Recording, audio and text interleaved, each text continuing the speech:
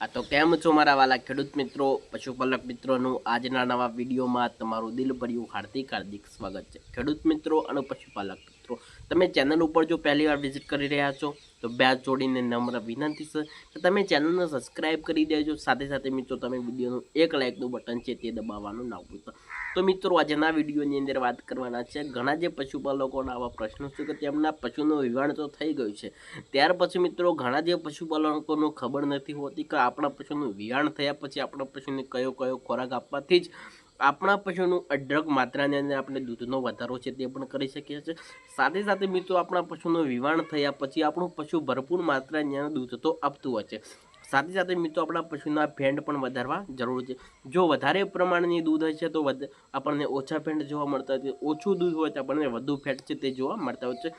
સાથે સાથે મિત્રો આજના વિડીયોની અંદર વાત કરવાના છે કે વિયાણ થયા પછી પશુને કયો ખોરાક આપવો જોઈએ, ત્યાર પછી વિવાણના મિત્રો 10 થી 15 દિવસ પછી આપણા પશુને કયો ખોરાક આપવાથી જ્યાં સુધી આપણું વિવાણું છે પશુ ત્યાર પછી જો મિત્રો ફરીથી આપણું પશુ વિવાહ છે ત્યાં સુધી એક જ લિમિટની અંદર દૂધ આપે તે રીતના આજના વિડીયોની અંદર વાત કરવાનો છે। સાથે સાથે મિત્રો પશુનું વિયાણ થયા પછી પણ આપણા પશુની ઘણી બધી બાબતોનું ધ્યાન પણ રાખવું જરૂરી છે। ઘણા જે પશુપાલકો શું છે કે તેમને 90 થી 99% પશુપાલકોને ખબર નથી હોતી કે પશુનું વિવાણ થયા પછી કયો ખોરાક આપવો જોઈએ, ત્યાર પછી મિત્રો વિવાણના 15 દિવસો પછી કયો ખોરાક આપવો જોઈએ તે આજના વિડીયોની અંદર સંપૂર્ણ માહિતી તમને સ્ટેપ બાય આપવાનો છું। સાથે સાથે મિત્રો તમે હજુ સુધી તો લાઇકનું બટન ના દબાવ્યું તો પ્લીઝ લાઇકનું બટન છે તે દબાવવાનું ના ભૂલતા। તો મિત્રો આજના વિડીયોની અંદર વાત કરીએ તો વિવાણના પશુનું વિવાણ થયા બાદ હવે તમારે શું ખોરાક આપવાનો છે, કયો ખોરાક આપવાનો છે તે પણ જાણવું હોવા જરૂરી છે। હવે સૌ પ્રથમની અંદર વાત કરીએ તો આપણા પશુનું વિવાણ સંપૂર્ણ રીતે થઈ ચૂક્યું છે તે સમયની અંદર તમારે જ્યારે પશુનું વિવાણ થઈ ગયું તે સમયગાળાની અંદર તમારે શું છે કે સૌ પ્રથમની અંદર મિત્રો તમારે 1 થી મિત્રો 2 કિલો જે મિત્રો તમારા બાજરી બાફીને તમારે આપવાનું ચાલુ કરી દે। જો પશુનું વિવાણના તુરંત બાદ 1 કલાક પછી પણ તમે આપી શકો। ત્યાર પછી મિત્રો જો ભેંસની સારી રીતે મેલી ના પડી હોય તે સમયગાળાની અંદર કઈ બાબતોનું ધ્યાન રાખવું તે પણ જાણવું જોઈએ। હવે સૌ પ્રથમની અંદર વાત કરીએ કે જો પશુનું વિવાણ કમ્પ્લીટલી સારી રીતે થઈ ચૂક્યું છે, આપણે કોઈ ડૉક્ટરની પણ જરૂર નથી ને વિવાણ કમ્પ્લીટલી થઈ ગઈ પશુનું બરાબર, ત્યાર પછી મિત્રો તમારે બાજરી બાફીને આપવાનું ચાલુ કરી દેવાનું। જો મિત્રો તમે પશુના તમારે બાજરીની અંદર મિત્રો તમે 200 થી 300 ગ્રામ જેવો તમે ગોળ તેની અંદર એડ કરીને તમે તમારા પશુનું પીવડાવવાનું ચાલુ કરી દે અથવા મિત્રો બાફેલી બાજરી તમે ખવડાવવાનું ચાલુ કરજો। દિવસની અંદર 2 થી 3 વાર તમારે ખવડાવવાની જો આપણા પશુનું વિવાણ થઈ ગયું ત્યાર પછી। જો મિત્રો તમે 2 થી 3-4 દિવસ સુધી જો પશુને તમે બાજરી બાફીને તમે આપવાનું ચાલુ કરી દેશો તો તેનાથી શું છે કે આપણા પશુની મિત્રો મેલી જો તેના ગર્ભાશયની અંદર જો મેલીનો થોડો ઘણો બધો બગાડ હશે તો તે બધું પશુનું ગર્ભાશય તે એકદમ સાફ થઈ જશે। સાથે સાથે મિત્રો જો તમે પશુનું ગોળ ખવડાવશો તો તે પશુનું કેલ્શિયમ છે તે પણ સારી રીતે જળવાઈ રહેતું હોય છે। જ્યારે આપણું પશુનું વિવાણ થાય છે તે સમયની અંદર શું છે કે પશુ છે તે મિત્રો નરમ થઈ જતું હોય છે કે પશુના શરીરમાંથી એકદમ તાકાત ઓછી થઈ જાય છે, એટલે કે દેશી ભાષાની અંદર કે તો પશુ નબળાઈની અંદર આવતું હોય છે। સાથે સાથે મિત્રો પશુની તાકાત પણ ઓછી ના થાય ને પશુ સારી રીતે દૂધ આપે તો તેના માટે જ આપણે વાતચીત છે તે કરવાના છે કે તમારા પહેલાં તો તમે બાજરી બાફીને આપવાનું ચાલુ કરી દે। સાથે સાથે મિત્રો તેની અંદર સ્વાદ પ્રમાણે તેની અંદર 200 થી 300 ગ્રામ જેવો ગોળ એડ કરીને આપવાનું ચાલુ કરી દે। હવે શું છે કે તમારા જ્યારે પશુનું વિવાણ થઈ ગયું તે સમયની અંદર તમારે શું છે કે લીલો ચારો ક્યારેય નથી આપવાનો, ફક્ત મિત્રો તમારે સૂકો ચારો તમારે આપવાનો ચાલુ। જો પશુ તમારી પાસે જો ઝાડનું પૂરું હોય તો ઝાડનું પૂરું આપો, બાજરીનું પૂરું હોય તો બાજરીનું પૂરું 1 થી 2 પૂરા તમારે નાના કટિંગ કરી તમારે આપવાનું ચાલુ કરી દે। જ્યારે પશુનું વિવાણ થઈ ગયા પછી આ બધા ખોરાકો આપણને સાથે સાથે મિત્રો પશુનું વિવાણ થઈ ગયા પછી જો પશુનું તમારે પાણી પાવું હોય અને પશુનું પાણી આપવું હોય તો તમારે કઈ રીતે પાણી આપવાનું છે તે બધું જાણવું જોઈએ કે પશુનું હુંફાળું પાણી આપવું જોઈએ, સામાન્ય ગરમવાળું સામાન્ય બાફવાળું પાણી જો તમારા પશુનું આપવાથી તેની અંદર ઘણા હજારો ફાયદાઓ રહે। કારણ કે મિત્રો પશુને ગરમ પાણી પાવાથી પશુના શરીરની અંદર સારી રીતે તેમને તાકાત મળતી હોય છે। પશુના શરીરની અંદર જો વિટામિનની કમી હોય સાથે સાથે મિત્રો પશુની અંદર નબળાઈ જેવું રહેતું હોય તો તમારા પશુનું હુંફાળું ગરમ પાણી પણ સાથે સાથે હવે આપવાનું ચાલુ કરી દો। હવે 2 થી 3-4 દિવસ થઈ ગયા છે કે પશુ ધીરે ધીરે તમારા બધા ખોરાકો તમે આપવાનું ચાલુ કરો।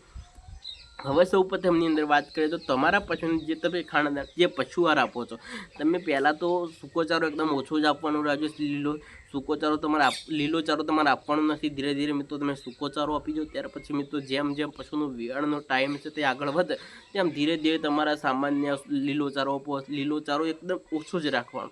જેમ બને એમ તમારા પશુને મિત્રો તમે સૂકો ચારો જ તમારે આપવો જરૂરી છે.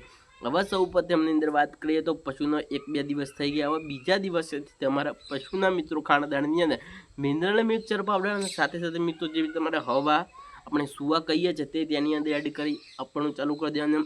જો તમે જે સુવા આપો તેની અંદર 50 ગ્રામ જેવું મિત્રો તમે અજમો પણ એડ કરી દો. સાથે સાથે મિત્રો તમે મિનરલ મિક્સચર પાવડર પણ એડ કરો. અને આપણે શું છે મેડિકલ સ્ટોરમાંથી આપણે શું છે કે આપણે લીવર ટોનિકની બોટલ અને જે કેલ્શિયમની બોટલ મળતી હોય છે તે તમારે લાવી તમારા પશુને આપવાનું ચાલુ કરી દે. જો મિત્રો તમે કેલ્શિયમની બોટલ ના લાવી શકો તો તમે અઢળકમાં તેને તમે ગોળનું પ્રમાણ વધારી દો. જો તમારી પાસે કેલ્શિયમ લાવવાનો પૈસા ના હોય તો તમારે શું છે કે તમારે બને તેટલો તમે ગોળ આપવાનું ચાલુ કરી દેજો. માર્કેટમાં 2 થી 3 પ્રકારના ગોળ મળતા હોય છે. કાળો ગોળ મળતો હોય છે, પશુને ખવડાવવાનો ગોળ મળતો હોય છે, સુવા મળતા હોય છે. આવી બધી તમારા પશુને તમે આપવાનું ચાલુ કરી દે. એમાં શું છે કે આપણા પશુનું દૂધ વધવા માટે સૌથી વધારે જો પશુના દૂધની અંદર 70 થી 75% મિત્રો પાણીની જરૂરત હોય છે.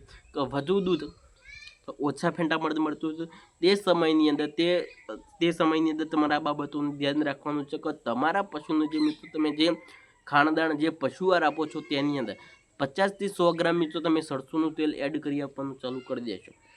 તો ત્યાંનાથી શું છે કે આપણા પશુના મિત્રો ફેટ પણ જળવાઈ છે. સાથે સાથે મિત્રો આપણને દૂધનું ઉત્પાદન છે તે પણ મિત્રો સારી માત્રાની અંદર છે તે મળતું હોય છે. ત્યાર પછી હવે 15 દિવસ બાદ મિત્રો તમારે આ બધા ખોરાકો આપવાનું ચાલુ કરી દેવાનું છે કે આપણા પશુના વિવાણના 15 દિવસ પછી જો તમે આ ખોરાક તમારા પશુને તમે સ્ટેપ બાય આપી દેશો તો જ્યાં અત્યારે તમારું પશુ વિવાણું છે ત્યારે મિત્રો ફરીથી જો તમારું પશુ વિવાશે અને લાઈફ ટાઈમ તમારા પશુના દૂધના ફેંડ પણ તમને જળવાઈ રહેશે. અત્યારે જો તમારા પશુનું વિવાણ થઈ જાય ફરીથી પાછું વિવાણ થશે ત્યાં સુધી જ એક જ લિમિટની અંદર દૂધ છે તે આપતું હોય છે. ઘણા જે પશુપાલકોના પ્રશ્નો આપણે જોયેલા છે કે વિવાણના સૌપ્રથમની અંદર તો જે ભરપૂર માત્રાની અંદર દૂધ આપતું હોય છે ત્યાર પછી મિત્રો દિવસે દિવસે એ દૂધની અંદર ઘટાડો પણ કરતો હોય છે. કારણ કે મિત્રો તમારા પશુના ખાણદાણની અંદર તમે મિનરલ મિક્સચર પાવડર આપો. પશુને શું છે કે દિવસ દરમિયાન 40 થી 50% મિત્રો તમે સૂકો ચારો આપો, 40 થી 50% મિત્રો તમે લીલો ચારો આપો. જેટલો તમે સૂકો ચારો આપો છો તેટલી જ માત્રાની તમારે લીલો ચારો આપવાનો છે. અને 20 થી 30% તમે પશુ આહાર આપવાનો. 1 થી 1% તમારે મિનરલ મિક્સચર પાવડર ક્યારેય નથી ભૂલવાનું. સાથે સાથે મિત્રો જો તમારા પશુનું મિત્રો તમે ઘઉંનું ભરડું આપો છો તે કઈ રીતે આપવાનું છે કે તમારા પશુનું મિત્રો તમે બાફીને આપવાનું રાખો. ઘણા જે પશુપાલક શું કરતા છે કે તેમના ખાણદાણની અંદર છે તે ભેરવીને આપતા હોય છે. આ રીતે તમે આપશો તો તેના પશુને તે સારી રીતે તેના શરીર ઉપર લાગતું નથી. જો તમારા પશુનું જે તમે ખાણદાણ જે પશુ આહાર આપો છો તે પશુ આહાર જે ઘઉંનું ભરડું છે જો મિત્રો તમે બાફીને આપવાનું ચાલુ કરશો તો તેની અંદર હજારો ફાયદાઓ રહેલા છે. પશુની સારી રીતે તેને પછી પણ જતું હોય છે. તો જો તમે કાચું ભરડું ખવડાવશો તો પશુની અંદર ઘણું બધું નુકસાન છે તે સામાન્ય જોવા મળતું હોય છે. કે તેનાથી શું છે કે પશુ દૂધ પણ નથી વર્તાવતું અને પશુને શું છે કે મિત્રો ઝાડા જેવી સમસ્યાઓ તે આપણને જોવા મળતી હોય છે. હવે સૌપ્રથમની અંદર વાત કરીએ તો આપણા 10 થી 15 દિવસ પછી જો તમારા પશુનો આ ખોરાક તમારે આપવાનું ચાલુ કરી દેવાનો છે તો હવે 10 થી 15 દિવસ પછી મિત્રો તમારા પશુનો શીરો બનાવી આપવાનું ચાલુ કરી દે.